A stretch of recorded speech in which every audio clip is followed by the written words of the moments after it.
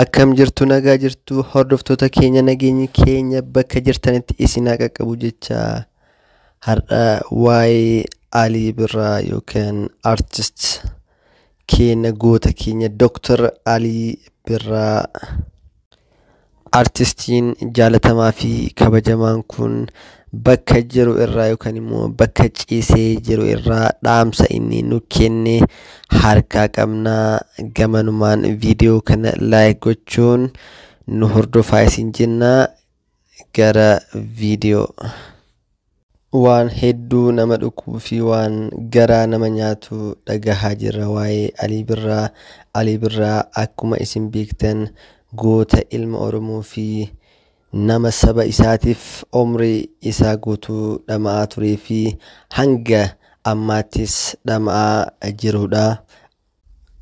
Artist Alii Birraa nama aartii Oromoo harka guddaa ol kaasee fi artistoota amma lafaa dhufaa jiranii fi artistoota hedduu har'a uumamaa jiraniifis nama karaa saaqee fi qaroo artistoota hedduuti. Artist Alii Birraa artistii qofaas miti, nama namaa fi nama walitti araarsuu fi biyyaa fi biyya walitti araarsuus nama guddaa, nama kabajamaa fi abbaa artistoota hedduuti. Artistoonni hedduun isa laalanii uumamanii, artistoonni hedduun karaa isaanii laalaniiti kan har'a yookaan immoo guyyaa har'aa kana gahan. Artistoonni akka Qamar Yuusuf fi artistoonni hedduun uumamuudhaaf sababa yookaan immoo karaa kan saaqeef jeneraalicha keenya yookaan Dr. Alii Birraa ta'uu namni shakku yookaan immoo namni mormu waan jiru natti hin fakkaatu. Artistiin gameessi, artistiin aartii Oromoo harka guddaa ol kaase kun fi akka har'a aartiin Oromoo addunyaa irratti beekamuu fi calqisuuf kanneen jalqaba irratti sababa yookaan immoo wareegama guddaa itti kafalan keessaa tokko kan ta'e artistiin keenya kun har'a yookaan immoo guyyaa har'aa dhukkubsatanii hedduu gargaarsa keessan barbaadutti jiru. Dhaamsi isaan hospitaala keessaa yookaan immoo bakka ciisanii irraa nu dabarsanis kanuma. Ummata Oromoo, ummata saba guddaa, ummata Rabbi sodaatu hundi keessanuu akkuma amantaa keessaniitiin du'aa yookaan immoo Rabbiin naaf kadhadhaa. Hedduu natti ulfaatee jira, hedduu na dhukkubee jira, kanaaf na dhaqqabaa du'aa keessaniin Rabbitti naa booyaa jechaa waan jiraniif isinillee ummanni hundi yookaan ummanni Oromoo akkuma amantaa keessaniitiin akka Rabbiin kadhataniif garanumaan isiniif beeksisuuf dhufnee. Akkuma beekamu Oromoon saba guddaa, saba bal'aadhaa, nama kana dhabuun qabu. Gargaarsi inni isinirraa barbaadaa jirus haa ta'u maallaqnis waa hedduullee isa barbaachisu, garuu immoo inni maallaqa dhabee maallaqa yookaan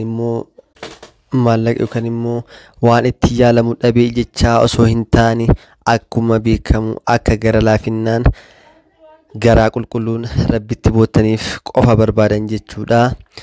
Gamanumaan namoonni isaan yookaan immoo doktora keenya, doktora kabajaa Dr. Alii Birraa gaafachuu barbaadan, qaamanis dhuftanii gaafachuu barbaadan hospitaala Jeneraal Adaamaa yookaan immoo hospitaala guddicha Adaamaatti argamu Jeneraal Hospital isa jedhamu achitti akka yaalamaa jiranii fi haalli amma isaan keessa jiranillee ICU yookaan immoo sadarkaa dhumaa yaala itti godhamu, sadarkaa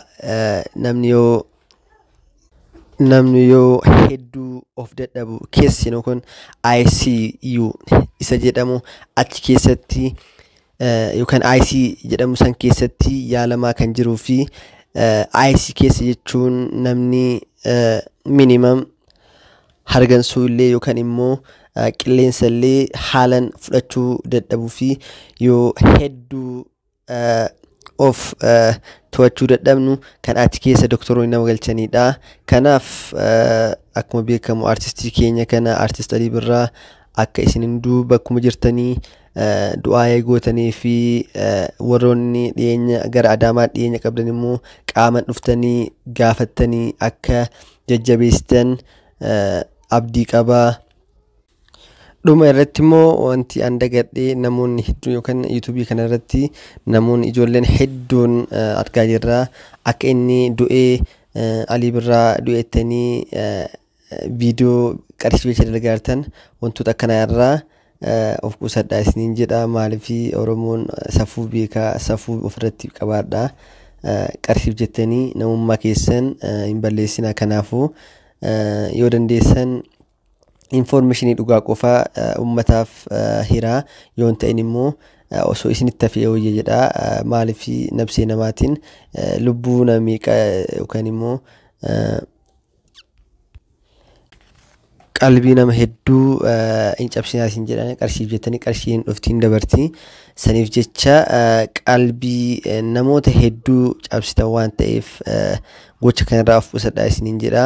Gara biraatiin immoo namoonni viidiyoon kun isin bira ga'e hunduu viidiyoo kana sheer gochuudhaan namoota hin dhagayin maraaf akka dhageessitanii namni hunduu du'aa fi rabbi kadhachuudhaan artistii keenya bira dhaabatan abdiin qabaa. Sheer laayik gochuu akka hin daganne galatooma.